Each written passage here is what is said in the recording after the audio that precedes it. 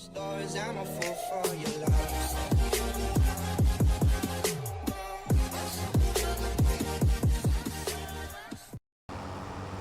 guys, you join me here on Snow86. We are back on Ladyhill. So today, very simply, we are, well, we're still on the same day we left in the last one. We've the harvests complete, barley done, canola done, baling done, stacked and collected, or collected and stacked even, and we are out now just trying to flop as much grass as we can. We've also managed to, what's the word I'm looking for, soil sample or land, so we have a better idea going into the winter and the year ahead what our ground requires. So I am hoping if I can drop all this grass here today, row it, collect this, we're going to probably do a split, maybe 60-40, something like that. Two of the bigger fields we're going to put the hay, where the yields haven't been fantastic, so the quality of grass wouldn't be as good, and where the grass has been quite good, we are going to row it and just straight into the pit for silage. So that's our plan, guys. So the field in front of us, actually two fields in front of us, we'll say yielded extremely well, so that was good quality grass, which is always nice to see. So that there's a small little field there behind the trees, and the one then to the right, top right there, we'll say, those four fields are going to go to silage. That is my plan. Although as I look at this corner here, it is yielding extremely well, but we are going to do hay in the rest of it. That is my plan. So we'd have a little bit of a split. Then we are not, I repeat, we are not going to cover the pit, and we are going to pray that come October we might get a cheeky second cut in, and if we manage that, that'll all go to the pit, and then we will close the pit up. So we have a few silage bales to hold us over, so I'm hoping, against all hopes, that my plan here will work.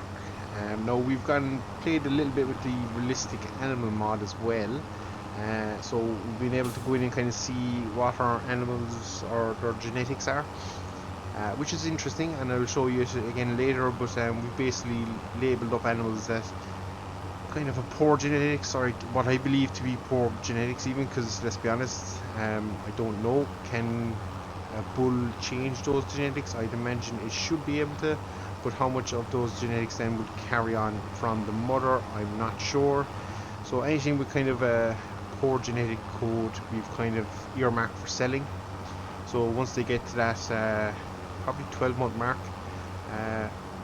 we'll be selling them. So they will not be going into calf. Obviously not going to calf at the moment, because we do not even own a bull on the farm. That is something we'll have to pick up at some stage.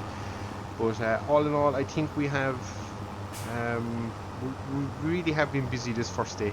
So we've swapped, not so much swapped a lot of equipment, but any equipment we weren't going to use we got rid of. We've changed then to other equipment that we're going to use that will hopefully reduce our reliance on other pieces of equipment, if that makes sense. Don't know, does it? But yeah, so we have our two tractors obviously that you've seen, the one that was towing the header trailer, the first one, and the 225 horsepower John Deere here. So we're going to crack on with these two as our main tractors. The smaller John Deere is going to be the loader tractor as well. So that's the way that's going to work out. We have no telehandler to begin with, which I'm a little bit disappointed in. Thought I'd be able to stretch to a telehandler, but lo and behold, we could not.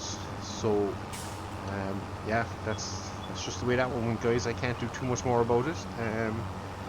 So, well, I could still stretch to a telehandler, but we need, I think, a minimum of 60,000 a year. Now obviously we're half through the year already, so there'll be 5,000 coming out of our account on tonight. So when that happens, it's a fair chunk of change. I'm going to lie, and we'll try and roughly split the field 50-50 here. But yeah, it's a fair chunk of change to be throwing out in one foul swoop. So the way it's probably going to work out for us is we're just going to hold tough. We might go looking through the used market, We could, I think I installed a mod where you can inquire with a dealer to be on the lookout for a certain vehicle or a certain brand, and depending on how intense you set the search, it can happen. Obviously for a fee as well then from the dealer. So I'm not sure, we'll play with that, we'll see what it kind of comes down to. And we might play with that for the look of a telehandler. So yeah, we have a couple of options, but yeah, we'll just see how we're going. We'll survive for now with what we have, and I think we have enough to keep us busy and keep us going. Now, we don't own a manure spreader, but again, it wasn't high on my list of priorities, considering that we have like maybe what, 5,000 litres of manure, so it's not even worth it at the moment owning one.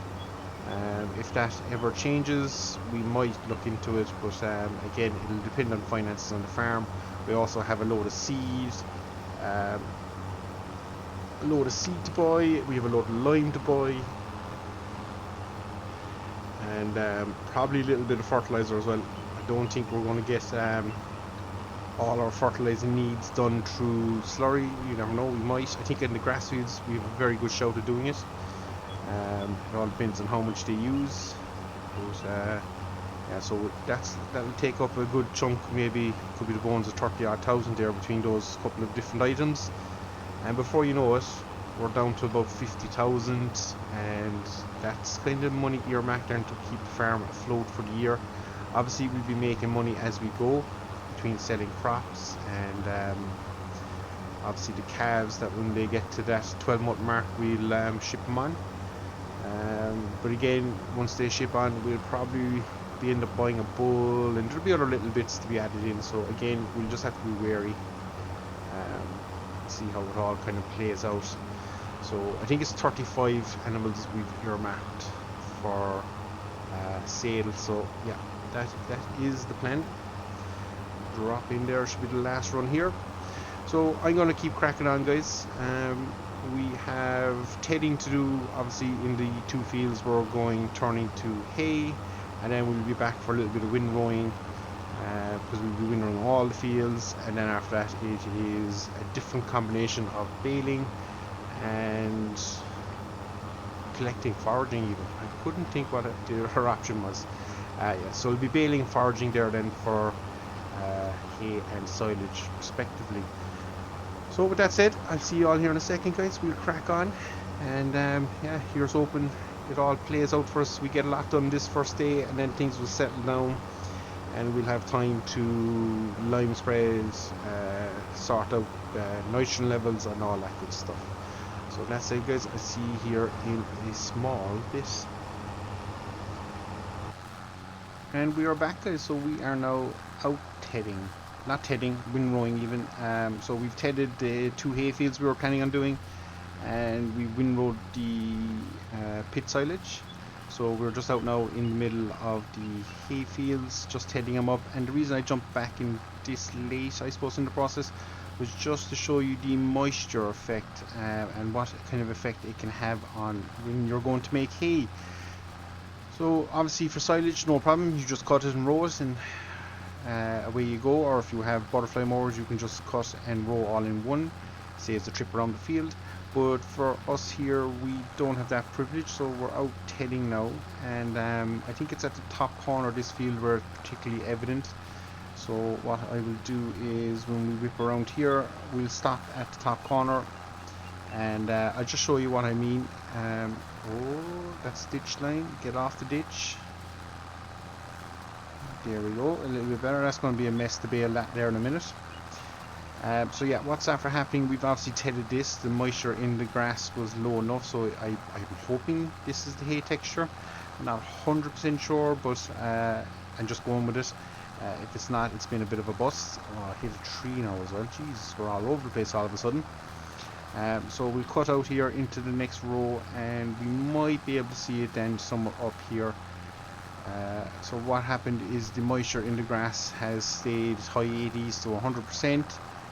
So obviously if you have that much moisture in grass, it ain't going to make good hay. So, and that's exactly what's happened here. So we'll take this corner here, whip and turn. and a pesky tree has played havoc to us, so we'll try again. Might need to lower my front loader. There we go, we're through, so we lift her up again. So you'll see it there now in front of me.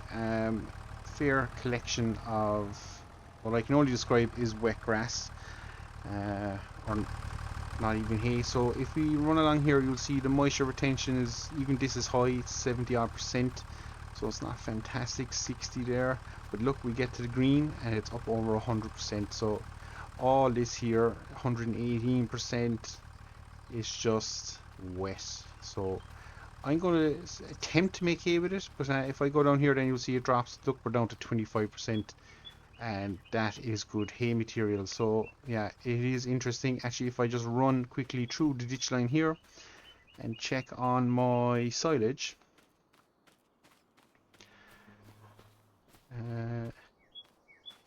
so yeah, moisture retention here was in the 30s, so it was pretty good, but it just seems to be that one wet patch there in the field for whatever reason we don't know, but it is there. So it held a bit of moisture and just never turned, never dried. So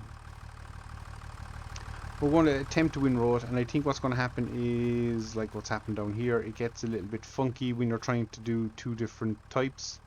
So that's a good sign, because that would tell me that what we have there is hay, and what we have on the outside is little bits of grass. So we'll find out when we're baling, but yeah, just interesting.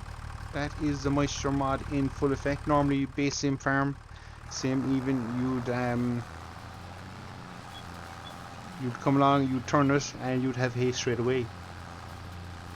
So it is interesting that now sometimes you might have to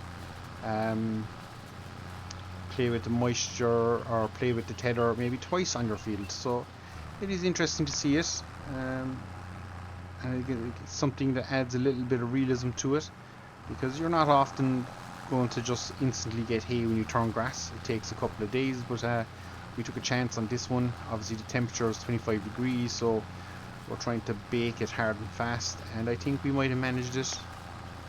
Now the trick here, I believe, is as well overnight, or we get any sense of a rain period, some of our grass on the ground will wither. So the quality or the quantity of grass even will deteriorate a little bit. So it's interesting to note that that's now built into the realistic weather mod as well. So excuse me, it just means that you really have to plan ahead now. You can't just kind of hope and wing and pray that, oh, it's going to be a gate collision. Yeah, you really got to kind of think ahead of what you're doing.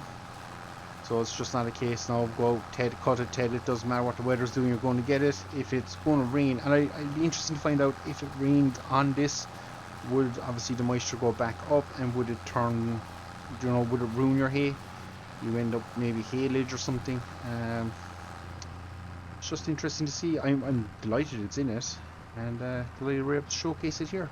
So just a little wet patch in the field, and strangely, because it's a high patch to field, I would have said something if it was a lower section of land and, you know, a bit boggy or whatever, but yeah, strange. So we've this hayfield and the next hayfield to turn, and we are out the gap then, guys. We'll be back here. We'll probably bale it straight away. I'm more curious to get my hay in off the field, because we're not making much of it, so it's important we get good quality of it, or good quantity of it even. So we will try and fill the hay shed,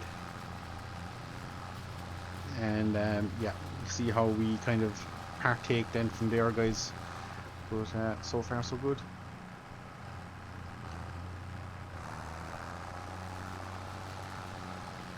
So we're going to crack on, we're going to get this done. Don't want to make this too long a video of just kind of doing grass work, but that's what it is.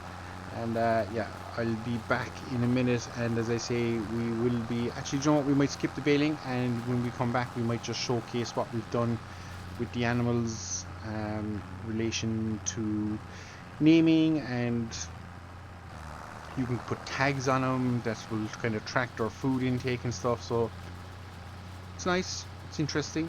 So we'll showcase that a little bit here towards the end, and as I say, then we'll crack on with the baling and all that stuff ourselves. And yeah, we'll be back then. I'd assume then the next time we're back, guys, we will be on a day. The pace of the farm will set a little bit, kind of back to more of a standard pace. So we'll have time to do things. Obviously, the in-game time will increase then, and yeah, we'll be rock and rolling and see could we make a little bit of money. This is purely about survival at the moment. So with that, as I say, we're going to bait on here, keep going, and yeah, I'll see you in a second, and we'll discuss this realistic animal mod. So guys, we have finished our tedding, and we are now here at the animals. So first and foremost, if we hop in here and just show you, if we get up to the back of this fella, you can see his genetics good, extremely high milk production. So it's looking good. Each of them now have a unique tag as well, and I think they might have a name on this side. So if it's blank, obviously I haven't given them a name. Some of them will probably say sell. None of those fellas are saying sell. We'll go in here. We might have more luck in here. Is my understanding that they'd have something there, but I am not seeing anything on any of them. So we surely would have come across it by now, especially the likes of this guy. But they all now have a unique identifier, and you can see their genetics and stuff there. So that is our 80 cows, and yes, there is 80 of them here. I think if we tried to count them, you would see. I have it set to 80, and at least I did. I think I did I? Is it shift and T? We have it set to 100. So that's what we have the visible number of animals set to. So we can definitely see all 80 of our calves. But the quick way to check genetics is if you come down here, get over this, forward a bit, or we are not over it yet. There we go. So you get to this one here. Now this is what the dealership has. So you can see they've a mixture of cows, and if we click the first brown swish, you can see this fella is 12 months old, is a fantastic cow, overall very good, but comes with a price. Select the next fella, overall is average, and then he's not worth as much. So the health of the animal, the milk production, the fertility, the quality, all now factor into the price of the animal, which is interesting. This is a very bad cow, so we would not be buying that. But to see your stock, hit the little I button here, and you can see we have a mixture of brown Swiss and Holstein, is it? Yep, Holstein. So we've had these cows since we bought the farm. So you can see now anything we've labeled up here, you can see sell, and if we've left the UK number, that means we are sticking with that animal. So again, some of them won't be the most ideal animals in the world, like this health is poor, which is not fantastic, but it'll be interesting to see that when we stick him like that. Now is a great animal. This fella was well, he's average, but his milk production was low, so we're looking for kind of high yielding, high fertility animals, good quality, obviously good health, and yeah. So we've selected a good few there that we're going to be selling. These 3 in a row are like poor milk production there, so we're not going to hold on to them. So I think it's 35 animals in all, and it's the same if we scroll down here to the Holstein. You can see we're going to sell him, we're going to sell him, but we're going to keep him. So, and we're going to keep him, and we're going to sell him, and we're going to keep him. So it's kind of a mixture. As I say, hopefully when the bull comes on board, it'll kickstart things. Plus, we cannot have any more calves because we currently have 80 here. Now we do have a grass pen at the back here that we can put 50 into, I believe. So still, we need to create a bit of space. So the way to do that is once these boys get to, I think, animals that are healthier and older than 18 months can reproduce. So you can see they're 18 months. So yeah, probably when we get to the 12-month mark, maybe even we might push it out to the 18-month mark. We will sell a lot of these that we've earmarked for selling. So we're just going to carry them. So they probably a bit of weight. They'll be worth a bit more. Obviously, it's going to cost us in terms of feed, but I think we should be able to produce enough. Now we have set the feed. If you go to settings next, you now have this fella, realistic animal mod. So we've set, oh, that should be 500. So we've set it to 10% accident chance. So there's a 10% chance that on any particular day we could lose an animal, and you can't go to 5. So I'm just going to leave it there, see what happens if we keep losing animals. I've heard of stories where people lose animals quite regularly. We will then just shut it that down. So that's what we've done there. You can see this is our moisture realistic weather mod. We've set the grass loss moisture to 50, the moisture loss in grain crops to 50, and again 120, because again we're playing kind of UK Irish kind of thing, so we tend not to lose a whole pile of moisture and we tend to gain it quite easily. So that's what we've done there. But I think for some odd reason some of these settings do reset on, if you quit the game and reset it, restart even, you do lose some of these settings, so just bear that in mind as well. But that is where we are, guys. So we could sell, and you can see obviously if we sell there's a fee there, so if we sell this without using our own trailer we'd lose 50 euros, which is not ideal. So when we come to selling, we'll be doing the selling ourselves. We have the animal trailer for it, so that is what we'll be doing. And you can see here now we have a choice of bulls, so this would be one of the best bulls, I would imagine. Oh, I take it back, look at that fella. That is a bull and a half. Very bad and very low, so you can see extremely good, but this fella must be older, is he? Where does it say weight? 600? Oh yeah. So this guy has to be a younger bull. Why can't, oh, 8 months. Oh yes, that's why this is so highly priced. He's 56 months old. So we're looking at that 8-month-old bull, and he would be the one we'd pick up. So we might even do that soon enough. What we'll be looking to do is maybe sell a handful of the ones we don't want, raise the price of the bull, which is 1200 euros.